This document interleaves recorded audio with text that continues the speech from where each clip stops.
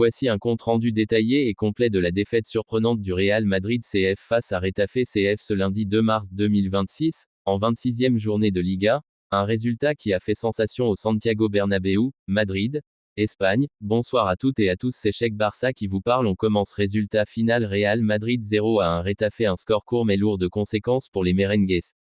C'est la première victoire de Retafe au Bernabéu depuis 2008, ce qui en dit long sur le caractère historique de ce résultat. Le déroulement du match: but décisif 39e minute, but de Martín Satriano, Retafe, une reprise puissante et bien placée qui a surpris la défense madrilène et a permis à Retafe de prendre l'avantage avant la mi-temps.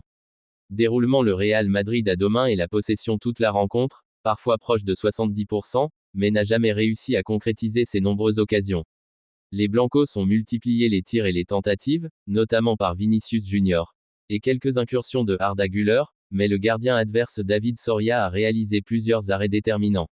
Fin de match tendu. La fin de rencontre a été marquée par plusieurs tensions et cartons, y compris un rouge pour Franco Mastantuono, Real, et des avertissements pour des joueurs des deux équipes, signe d'une atmosphère de plus en plus nerveuse alors que le Real peinait à revenir au score. Analyse et enseignement: performance offensive du Real malgré une domination territoriale évidente et une activité offensive visible tout au long du match. Le Real n'a pas su convertir ses actions en but, ce qui fait défaut dans un match aussi crucial. Les statistiques montrent de nombreuses tentatives, mais aucune finition efficace. Solidité et plan tactique de Retafe. Retafe a joué sur un bloc compact, patient, et a su contrôler l'impact offensif du Real après avoir marqué. Ils ont parfaitement géré les temps faibles de leur match et tenu bon jusqu'au bout. Conséquence pour la Liga: classement: le Real Madrid reste deuxième au classement, mais se retrouve à 4 points du leader FC Barcelona, ce qui rend la course au titre encore plus serrée. Forme: c'est la deuxième défaite consécutive du Real en championnat, ce qui n'était pas arrivé depuis 2019, un signal fort que l'équipe traverse une période de moins bien dans la saison. Réaction et contexte: frustration des fans sur les forums et réseaux. De nombreux supporters blancs ont exprimé leur colère et leur déception, pointant du doigt le manque de combativité et de créativité face à une équipe plus défensive. Blessures et absence: l'équipe madrilène jouait sans plusieurs joueurs importants, notamment Kylian Mbappé dans les prévisions, ce qui a clairement affaibli son impact offensif ce soir-là.